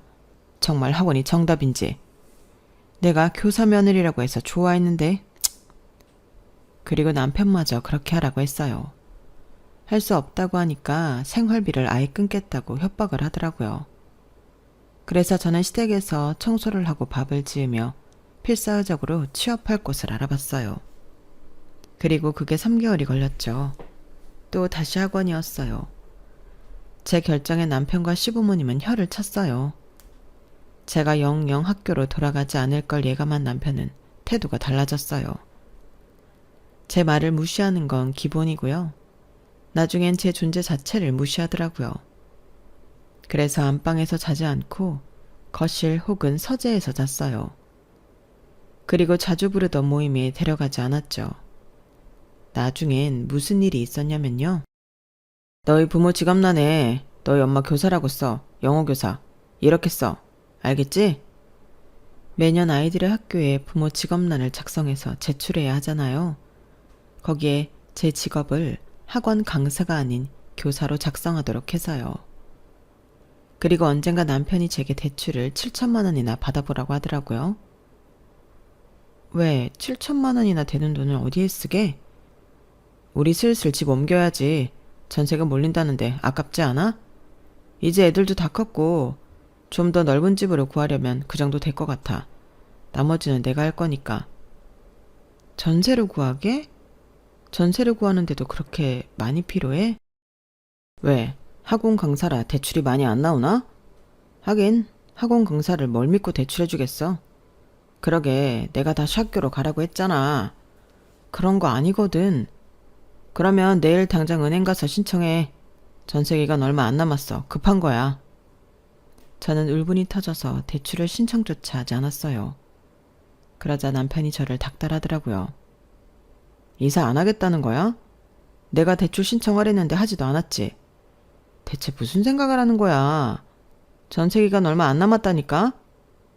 자기가 나를 무시했잖아. 그래서 나 이사 안 할 거야. 전세금 올린다고 하면 줘야지. 어쩌겠어? 이 코딱지만한 집에 그 금액이 말이 돼? 대체 사고 회로가 어떻게 된 거야? 이렇게 간단한 생각조차 못한다고? 그래서 학교에 못 들어가고 그러고 있는 거구나? 봐, 또 학교 안 들어갔다고 뭐라고 하지. 대체 왜 그래? 왜 그렇게 나를 학교로 못 보내서 안달이냐고. 네가 내 직업 보고 결혼 결심한 것처럼 나도 네 직업 보고 결혼한 거야. 그런데 이제 와서 학원에 들어가면 그거 사기 결혼이지. 아니야? 뭐? 내가 자기 직업 보고 결혼했다고? 누가 그래? 대체 누가 그러는데? 딱 보면 알지 뭘 그래. 무슨 대단한 변호사인 줄 알겠네. 고작 로펌 회사 직원이면서. 다른 직원들은 다 개인 사무실 차렸다며. 그런데 자기는 뭐야? 왜 누구 밑에서 일해? 내가 다니는 로펌 지금 국내 3위야. 그리고 누구 밑에서 일하는 게 제일 속편하고 안정적인 거야. 뭘 모르네? 내 눈엔 그냥 자신감도 포부도 없는 사람처럼 보이는데 역시 넌 내 동생이랑 다를 게 없구나. 여기서 왜 도련님 얘기가 나와? 넌 내 동생이랑 똑같아. 비현실적이고 불안정하고 계획적이지 못하지. 그러니까 하나는 사업, 하나는 학원. 정신을 못 차리고 이상만 키우고 있지. 사람은 안정적이어야 해. 도전? 그딴 건 일반적인 사람들에게는 도박이고 망하는 길이야. 그런 건 재능 있는 특별한 사람들만 하는 거라고. 자신감도 포부도 없는 사람? 그것도 마찬가지야. 그냥 주어진 일을 하고 그 대가를 받는 일에 그게 왜 필요하지? 네가 학원 취직한다고 했을 때, 걔가 찬성하라고 했을 때 알아봤어. 너는 내 동생이랑 너무 똑같아. 아니, 걔가 너를 망친 건가? 너 걔랑 따로 연락하고 있지? 휴대폰 줘봐. 대체 무슨 상상을 하는 거야? 너야말로 그런 막장 드라마를 상상하는 건 아니니까 휴대폰 줘보라고. 휴대폰을 빼앗고 지키려는 단순한 몸싸움이 있었어요. 그러다 아이들이 집에 온 순간 멈췄죠. 저는 안방으로 들어가 가쁜 호흡을 내쉬며 인정할 건 인정해야 한다고 생각했어요. 저 사실 도련님의 존재가 큰 위안이 되긴 했거든요. 저는 처음부터 도련님이 가족들 사이에서 무시받는다는 걸 알았어요. 선을 본 날에 저는 남편에게 현재 관계에 대해 물었어요. 그때 남편은 처음으로 인상을 쓰면서 대충 대답했어요. 그때 저는 남동생과 사이가 안 좋구나 했죠. 그리고 상견례에서는 무시받는다는 걸 알았어요. 도련님은 상견례에서 아무 말이 없었어요. 심지어 저희 부모님이 도련님의 직업을 물었는데 시아버지가 됐다고 했어요. 아닙니다. 사돈총각 직업을 알아서 뭐합니까? 그냥 먹고 살고 있습니다. 하지만 그러면서도 시부모님의 태도가 약간 변명하는 것 같았죠. 그리고 도련님은 애써 웃었어요. 그리고 결혼을 하고 나서 처음으로 시댁과 함께 여행을 간 날, 도련님은 오지 않았어요. 나중에 시댁에서 만나 그날 왜 오지 않았냐고 물으니 모르는 눈치더라고요. 그리고 시댁에서 남편과 시부모님은 도련님을 심하게 갈궜어요. 너 거기서 일해서 얼마 버냐? 나이가 그 정도로 찼으면 이제 부모님 용돈 줄 때도 되지 않았니? 엄마는 시중 드는 애가 벌면 얼마나 벌겠어요. 너 아직도 커피 사가냐? 현실을 봐야지. 허상만 잔뜩 늘어서는 그러게 내가 공무원 시험 보라고 했잖아. 너 이러다가 나중에 장가도 못 간다? 네 형을 봐라. 버젓이 좋은 여자 만나서 심지어 네 형수는 교사야. 네가 그 직업으로 이런 신부감 만날 수 있을 것 같아? 꿈도 못 꾼다. 그런 말을 듣고 있는 도련님을 봤을 때 저는 안쓰러웠어요. 저는 좋아하는 게 있다는 것이 얼마나 멋진 일인지 알거든요. 제 형제 이야기를 했죠. 결국 제 오빠는 연구원이 되었고 제 동생은 자기 그림을 그리고 그걸로 제품을 만들어 팔면서 재미있게 살고 있어요. 저는 도련님이 성공하지 못하는 건 가장 원초적인 가족이 지지하지 않기 때문이라고 생각했어요. 그래서 새로운 가족인 저라도 지지해주기로 했죠. 저는 도련님이 회사를 나와 자기 회사를 차리겠다고 했을 때 도련님이 그랬던 것처럼 도련님을 지지해줬어요. 물론 그때 저도 싸잡아 혼났지만요. 하지만 그 뒤에 도련님은 저에게 고마웠는지 생일 때 선물을 챙겨주고 영화 시사회 표를 얻어주기도 했어요. 그리고 제가 휴직을 했을 땐 아시다시피 도련님이 많이 챙겨줬고요. 제가 도련님에 대해 이런저런 이야기를 해서 저희 친정에서도 도련님을 많이 챙겼어요. 저희 도련님 자취방이 저희 친정과 가깝거든요. 그래서 제가 없을 때 저희 친정에 가서 밥을 먹기도 했어요. 엄마는 반찬을 따로 챙겨주기도 했죠. 그런데 지금으로부터 5년 전 도련님이 명절에도 오지 않았어요. 아무리 그래도 명절에는 꼭 오는 사람이었는데 오지 않으니 걱정이 됐어요. 하지만 시댁 식구들 그 누구도 도련님을 찾지 않았고 결국 제가 전화를 했어요. 도련님, 이번에 안 와서 무슨 일 있나 싶어서요. 아, 제가 회사 일이 바빠서. 저희 친정도 안 오신다면서요. 저희 엄마가 정이 많아서 걱정을 하시네요. 요새 통 안 온다고요. 별일 없어요. 괜찮습니다. 하지만 그렇게 말하는 말투에 힘이 전혀 없었고 저희 친정에서도 걱정이 된다고 해서 제가 한번 차를 끌고 도련님 집에 가봤어요. 그런데 문을 두드리니 다른 사람이 나오더라고요. 여기 사시던 분은 어디로 갔는지 아세요? 저야 모르죠. 그런데 제가 일주일 전에 이사 왔고 집이 보름은 비어 있었다고 했어요. 저는 도련님의 회사로 찾아갔어요. 뚝뚝 문을 두드리니 꾀재재한 도련님이 문을 열어주더라고요. 제 얼굴을 보고 놀란 도련님은 다짜고짜 시댁에 알리지만 말아달라고 했어요. 형수님, 제발 저희 집에는 알리지 말아주세요. 말 안 할게요. 그런데 무슨 일 있어요? 지금 회사가 적자라 이번에 잘 못 버티면 접어야 할 수도 있어요. 네? 이번 영화 흥행되었잖아요. 겉보기로는 그런데 요새 배우 출연료랑 장소 섭외비랑 다 올라서 남는 게 없어요. 예술은 정말 돈 많은 논팽이가 하는 게 맞나 봐요. 속상하겠어요. 어쩔 수 있나요? 그렇게 한참 도련님의 이야기를 들어주다가 저는 집으로 향했어요. 그런데 아무래도 마음에 걸려 은행에가 1억을 대출받았고 승인이 난 뒤에 도련님에게 보냈어요. 도련님에게 곧장 전화가 오더라고요. 형수님, 이러시면 안 되죠. 지금 잘못 보내신 거죠? 아니에요. 저는 도련님이 정말 잘 됐으면 좋겠어요. 꼭 이겨내세요. 이번 시련을 해결하면 다음 시련도 극복할 수 있을 거예요. 화이팅입니다. 형도 이 사실 알아요? 알면 가만히 있지 않을 텐데. 모르죠. 그런데 내가 내 밑으로 대출받은 건데요, 뭘. 걱정 말아요. 괜히 저 때문에 한 소리 들을까봐. 아, 그럼 저희 차용증 써요. 제가 그쪽으로 갈게요. 무슨 가족끼리 차용증이에요. 됐어요.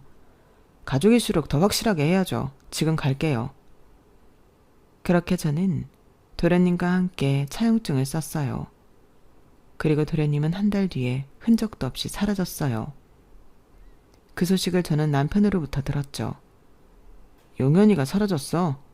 어? 그게 무슨 소리야? 엄마가 뭐 좀 전해달라고 해서 집에 갔는데 집에도 없고 회사로 가니까 회사도 없더라. 같이 일한 직원한테 물어보니까 부도 난 지 보름 됐대. 뭐? 부도? 그게 해결이 안 됐단 소리야? 그거라니. 너 뭘 알고 있는 것 같은데? 그 전에 용현이 만난 적 있어? 시댁에도 안 오고 친정에도 톡 안 온다고 하길래 걱정이 돼서 가봤는데 그때는 회사에 있었어. 용현이가 왜 내 처가댁을 가? 사는 데랑 가깝잖아. 혼자 살면서 밥도 못 먹을 텐데 친정에 가서 밥이라도 먹으라고 했어. 반찬도 좀 가져가고. 뭐? 아니 왜 굳이 그런 쓸데없는 짓을 해? 그래도 가족인데 뭐가 쓸데없어. 처가댁은 내 가족이지 용현이 가족이 아니잖아. 아, 그럼 그게 진짜구나? 뭐가? 너 용현이한테 1억 빌려줬지? 표정 보니까 맞는 것 같네. 내가 집 산다고 대출 받으라고 할 때는 신청도 안 하더니 지금 이게 뭐 하자는 거야? 그건 변명할 게 있기나 해. 얘 지금 한국에도 없는 것 같은데 1억 그거 어떻게 할 건데? 받을 수 없어. 내가 볼 땐 이 자식 영영 안 돌아올 거라고. 야, 옛날부터 검은머리 짐승은 거두는 거 아니랬다. 줄 사람한테 줘야지. 현실 감각도 없는 애한테 그 큰 돈을 왜 줘? 아, 진짜 이건 뭐 반품할 수도 없고. 아니, 할래? 그냥 이혼하자. 남편은 저에게 이혼을 요구했고 저는 두 손을 싹싹 빌면서 이혼만큼은 하지 말아달라고 부탁했어요. 그리고 전 이후 5년 동안 죽은 듯이 지냈어요. 남편이 하라는 대로 했어요. 전세가 아닌 집을 샀고 애들 교육 문제나 사소한 소비까지 모두 남편의 손에 맡겼죠. 원래도 그러지 않은 건 아니었지만 더 확실하게 제 의견을 내지 않았어요. 그러다 제가 근무한 학원이 폐업을 하기로 결정되었어요. 저는 지금이 때라고 생각했어요. 오래전부터 제가 학원을 운영하고 싶었거든요. 그래서 그 소신을 남편에게 말했죠. 남편은 예상했던 대로 코웃음을 치더군요. 학원을 운영하고 싶다고? 그것도 사업인 거 알지? 그리고 우리 집은 알다시피 사업이라면 치가 떨리는 집안이야. 더군다나 우리는 실질적으로 피해를 봤잖아. 자기가 1억이라는 큰 돈을 그 자식한테 빌려주는 바람에 어떻게 됐지? 이 집 구할 때 내가 얼마나 고생했어. 그걸 알면서도 사업을 하겠다는 소리가 나와? 됐으니까 저녁이나 준비해. 싫어? 싫으면 빈털터리로 이혼하든지. 그리고 남편은 그 이야기를 시부모님에게 해서 저는 시부모님에게도 한 소리를 들었어요. 너도 사업을 하겠다고? 너 1억 잃은 게 아무렇지도 않구나. 아직 그 1억 다 갚지도 않았으면서 뭐? 사업? 정신 차려. 정 그렇게 사업을 하고 싶으면 우리 집안에서 나가서 혼자 네 힘으로 하거라. 이게 무슨 뜻인지 알지? 아예 남남으로 살자. 애들도 데려갈 생각 말아라. 너처럼 사치스럽고 불안정한 사람한테 우리 손자들 맡길 이유도 생각도 없다. 영혼까지 탈탈 털린 저는 혼자 집으로 돌아왔어요. 그때 택배 하나가 와 있더라고요. 미국에서 온 소포였어요. 도련님이 보냈더군요. 저는 도련님에게 전화를 했어요. 해외로 연결이 되더라고요. 도련님, 소포를 보냈네요. 이게 뭐예요? 형수님, 죄송합니다. 그거 받으세요. 네? 저를 지지해 주셨는데, 그래서 그 큰 돈도 빌려주셨는데, 제가 그렇게 도망가 버리고 많이 힘드셨죠? 제가 다 알아요. 죄송합니다. 일단 열어보시고 다시 연락주세요. 저는 집에 들어가 소포를 열어보았어요. 박스엔 5년 전에 쓴 차용증과 5억 상당의 건물 양도 증명서가 있었어요. 이게 뭔가 싶어 차용증을 봤는데 이런 문구가 있더라고요. 1년 안에 갚지 못할 시 배로 갚을 것. 저는 다시 양도 증명서를 보고 오열했어요. 그리고 도련님의 편지를 읽었어요.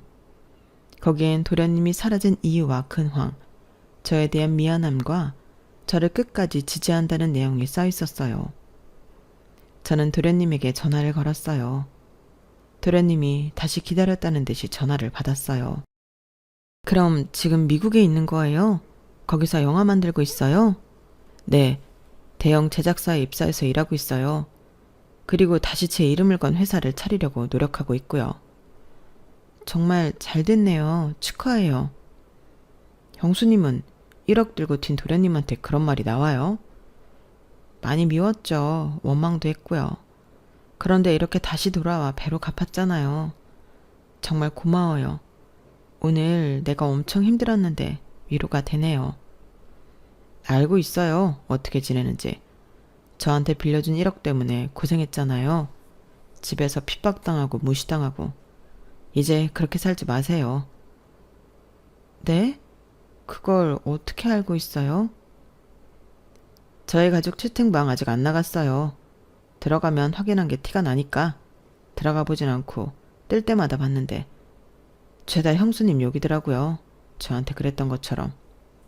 아, 그런데 그렇게 살지 말라니 무슨 뜻이에요? 이혼해요, 우리 형이랑. 더 이상 부부로서는 끝인 것 같던데 아닌가요? 하지만 알잖아요. 형이 변호사인데 제가 이혼 소송에서 이길 자신이 없어요. 애들을 더 이상 안 본다는 것도 말이 안 되고요. 이기면 되죠. 제가 도와드릴게요. 형수님이 이제껏 저 도와준 만큼 저도 갚아야죠. 저한테 증거가 있어요. 그리고 제가 증인으로 설게요. 그렇게 저는 남편에게 이혼을 요구했고 남편은 터무니없는 조건을 걸었어요. 이혼을 한 뒤로 아이들을 절대 만날 수 없으며 집에서 나가고 이제껏 받은 생활비를 모두 위자료로 갚으라고 했죠. 그래서 저는 그럴 거면 이혼 소송을 하자고 했어요. 남편도 물러서지 않더군요. 저희 부부는 그렇게 이혼 소송을 했어요. 저는 도련님을 증인으로 신청했어요. 법원에서 도련님을 본 남편과 시부모님이 깜짝 놀랐어요. 그리고 도련님이 제 쪽에 앉아 더 놀랐죠. 당황한 남편이 손가락질을 하며 아무 말도 못하는데 얼마나 웃기던죠. 하지만 웃음도 잠시, 초반에 남편에게 유리하게 흘러갔어요. 양육권도 빼앗길 위기에 놓였고 위자료도 제가 줘야 할 판이었어요. 남편이 저를 보며 비웃더라고요. 알고 보니 남편이 우리나라에서 제일 잘 나가는 이혼 변호사를 고용했더라고요. 제가 고용한 변호사가 한숨을 푹푹 쉬었어요. 그러자 눈물이 뚝뚝 떨어지더라고요. 그리고 이내 도련님이 증인석에 앉았어요. 저는 원고의 남동생입니다. 하지만 저는 피고인의 증인으로 참석했습니다. 저는 이 자리에서 제 가족을 버릴 작정입니다. 제 가족은 지나친 안정추구형 가족입니다. 아버지도 어머니도 공무원이고 형은 대형 로펌에서 안정적으로 일하고 있습니다. 반면 저는 영화를 만드는 일을 합니다. 영화는 허구의 것이죠. 저는 평생을 저희 가족에게서 반역자였습니다. 그리고 그건 형수님도 마찬가지였습니다. 교사였던 형수님이 퇴직할 때부터 학원 강사로 일하는 지금까지 형수님은 저와 함께 핍박받았습니다. 게다가 형수님은 휴직 동안 거듭 학교로 돌아가라는 압박과 무리한 가사노동을 강요받았습니다. 심지어 가족들은 네가 교사여서 결혼을 선택하고 허락한 거라는 말했습니다. 증거가 있습니까? 그때 제 편의 변호사가 증거 자료를 제출했어요. 자료는 시댁 단톡방에서 나눈 대화를 요약한 거였죠. 거기엔 생활비를 안 주겠다고 협박한 것을 예고하고 그에 동의하는 대화도 있습니다. 그리고 아까 원고 측에서 아이들을 위해 최선을 다했다며 그 예로 전자기기 계산서와 용돈 내역서를 자료로 제출했는데 그것도 다 불순한 의도가 있습니다. 이후 대화 내용을 보면 양육권을 빼앗기 위해서 한 불순한 행동이란 걸 알 수 있습니다.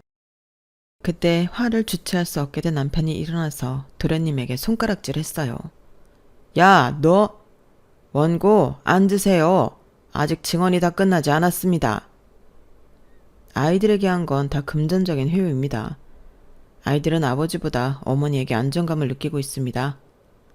제가 본 바에 따르면 아이들은 어머니에게는 반말을 하고 아버지에게는 존댓말을 했습니다. 어머니에게 신체 접촉을 쉽게 하고 아버지에겐 그러지 않았습니다. 도련님의 증언이 끝나고 판도는 뒤집혔어요. 제가 승소하게 되었어요. 양육권뿐 아니라 위자료까지 받게 되었죠. 그리고 집의 절반도 받게 되었어요. 남편은 항소하겠다며 발을 굴렀는데 옆에서 변호사가 말리더라고요. 속이 시원했어요. 저는 위자료와 집을 판 돈으로 꿈에 그리던 학원을 차렸어요. 그리고 도련님에게 받은 건물을 관리하며 지내고 있어요. 나중에 도련님에게 건물을 받은 거란 남편이 학원으로 찾아오고 하고 그랬지만 이제 제가 이기지 못할 사람은 아무도 없었어요. 여기까지가 제 사연입니다. 저는 제 이혼이라는 큰 경기에서 도련님이 크게 홈런을 날렸다고 생각해요. 그래서 지금도 도련님에게 정말 감사하고 있어요. 물론 이제 미국으로 가서 언제 다시 만날지 모르겠지만 그때가 되면 더욱더 반갑게 인사하려고요. 정말 고마워요, 도련님. 여러분의 곁에 가장 가까운 가족들과 큰 일 없이 건강하고 행복하시길 바랍니다. 여러분, 사연 댓글에 응원과 현명한 조언 부탁드려요. 좋아요와 구독은 저에게 큰 힘이 됩니다. 오늘도 좋은 일 가득하세요.